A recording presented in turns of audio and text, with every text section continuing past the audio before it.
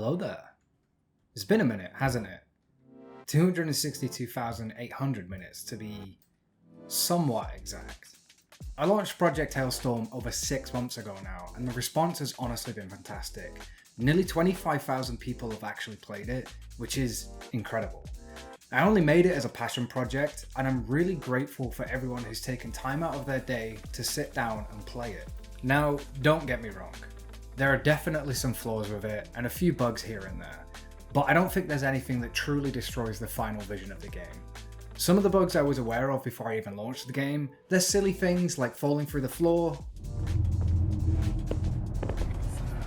being able to grab the light in the tunnel section, and a bunch of other inconsistencies like menu items being flipped or just not working at all.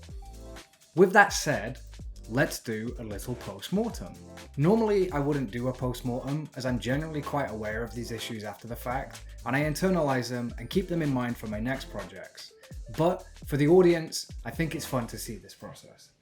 Having let the game simmer for a few months and allowing feedback to build up, some of the biggest criticisms of the game is that it was too short, a bit graphically intense, that the story was a bit lacking, and that gameplay-wise, well, there wasn't any. Let's take a look at each of those, shall we? This is something I have a fairly conflicting opinion on. On the one hand, you're absolutely right, the game is barely 13 minutes long. I could have spent a bit more time making the sections longer, making the puzzles harder, and making the way you move through everything a bit more involved. These were all considerations I had throughout the project, but I knew in my head I couldn't spend too long on it, as I would have run out of time and money if I didn't scope my ambitions way down. My counter-argument, and I do believe that creatives should be allowed to argue in favour of why they made their work, is that I've never seen animated shorts or films get flack for being too short. Video games are given the expectation that they need to take up a significant portion of your time, and I personally don't believe that. If a game is longer than 4 hours, it's honestly quite unlikely that I will find the time to finish it. I'm happy with Hailstorm's length. It means that absolutely everyone that plays it can experience it in its entirety. However, I would like to make more of it. Number 2 is Graphical Intensity. This one's a tricky one. The game does run on some low-end hardware, including the Steam Deck, but the long short is that the game is still a bit laggy. Unreal 5 is a very performance-intensive software, and I believe I could look into ways to make it run faster. There's no excuses here, though I did try my best. I don't believe that software is the issue. This is solely a skill issue, and weird Patrick Bateman impersonators that think they know better than actual developers are wrong. You can quote me on that. You know why? Because I've actually released a video game. Number 3 is lack of story. Truth be told, this is something that I struggled with before, during, and after production. The story wasn't really set up properly throughout the whole thing, and it sort of just happens. The ending is weak, and it doesn't really answer anything. If I had more time and a clearer outlook from the beginning, this is definitely something I could improve. I do think the universe that it takes place in is super original, and the set design, locations, and concept have some incredible potential. If I was to revisit this, I do think I could make some seriously amazing stuff with the world it takes place in. Number 4 is gameplay, or the lack of it. This piece of feedback cuts deep because I knew the entire time I was developing Hailstorm that the gameplay and movement were really shit. Movement is sluggish, and nothing you do in the world really feels that involved. You move from one set piece to another doing some preschool level puzzles until you get eaten by a scary cube. If I was to improve this, the first thing I would do is immediately increase the walking speed of the main character. Beyond that, making the way you move through the world make more sense diegetically and having the spaces feel more lived in. There was a set path you had to take, and the environments really didn't deviate from that. I would have liked to have added some kind of threat that the player had to avoid, but I wouldn't consider adding combat. I think we have enough games where the way you interact with the world is by inflicting harm. I don't think we need another. Let's take a look at some positives though. I do think that the cinematic aspects of the game were a real treat. The light breaking and spilling into the caves, the tension in the decontamination chamber and the elevator sequence were all really fun, and I think are what gave the game a special feeling. I think focusing on these cinematic elements could yield some more engaging moments. With all that said, I think the vast majority of critiques are completely valid, and I appreciate the negative comments just as much as the positive ones. Mostly. Moving forward, I hope I can improve upon those shortcomings and make something better, while using the things I did do right, such as mood, atmosphere and visuals, to further elevate the final result. Let's move on, shall we? After launching Hailstorm, I honestly didn't have any plans to do much else with it. I briefly tried pitching it to investors, without much luck, though I did get some kind words from New Blood Interactive. My personal opinion is that 1, my game isn't impressive enough to generate millions in profits, 2, I've not made any other games, and 3, AI is hoovering up any and all funding right now. That said, I'm happy with where Hailstorm lies, and I'm going to leave it there for the foreseeable future. To everyone who watched my making of, played Hailstorm, or left a review, good and bad, I want to say from the bottom of my heart, thank you. Making Hailstorm did a lot of things for me. It opened doors at a lot of very prestigious companies, and it really pushed me to my next step in my career.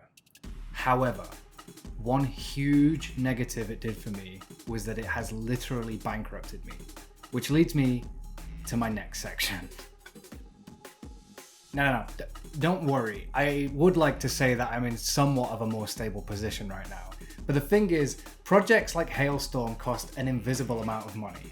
On paper, it technically cost over £25,000 to make this game, just in labour alone. You could say I was kind of like the Stardew Valley guy, except the results didn't make me a billionaire or successful. If you like the content I make, I'm launching a Patreon if you'd like to support me in my endeavours. It's only $5.50 a month, and it basically means that I can start to bring more of these projects to life. But what's in it for you? Well, if you're a game developer like myself, I'll be releasing royalty-free assets for subscribers to use however they want, in whatever they want. To start off, I've already begun releasing an asset from Project Hailstorm every week until they run out. After that, it'll be every month. Alongside that, my next project, which we'll talk about in a moment, is requiring a lot of reference pictures. Pictures that, thanks to the enshittification of the internet, are getting harder to come by these days. You'll get access to high-res images to help you with your projects, again, to use however you deem fit. If you're not a developer, but still want to support me, I'll be offering updates on how these projects come to life, such as if you really enjoy seeing how the sausage gets made on projects like this, you can come and join me in the slaughterhouse and see how everything gets made. And trust me, some of these ideas start off really rough. Early access builds and testing. If getting to watch the sausage get made wasn't enough, you can come and kill the pig with me. What? You can help playtest the game and suggest ideas very early on. Alongside that, you'll get the usual thing, such as credits in my videos. Though I want to find a way to do this creatively and really showcase just how grateful I am. You'll also get credits in the actual projects, as well as access to the Discord to talk with me, suggest ideas, and see relatively unfiltered work in progress in real time. Oh, and if that wasn't enough, or if you're still undecided, head on over to the post in the description where I've released this Ligier JS4 car mesh with all of the source files for free. You don't even need to join the Patreon. The Unreal project isn't included, but you can use it however you want, even commercially. If you do subscribe, the first asset has already been released, which is the walkie-talkie from Project Hailstorm.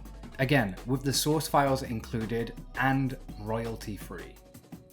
Also, very quickly, if you want access to the environments used in Project Hailstorm, they're up for sale on the Fab Marketplace now. I also took some time out to make the snow tractor completely drivable, which you can also purchase. One more thing. All of my artwork will now until forever be AI free. If you want to support authenticity and stand behind creators who are still making things the right way, this is one way to do it. I believe that AI is generally horseshit, and I stand behind the idea that true creation comes from individuals, not from prompting something. If you believe that too, then supporting artists like myself helps uphold that. Wow. Anyway, mystery man, what is this next game you've been alluding to? Well, the game is called What Lies Within the Ivory Tower.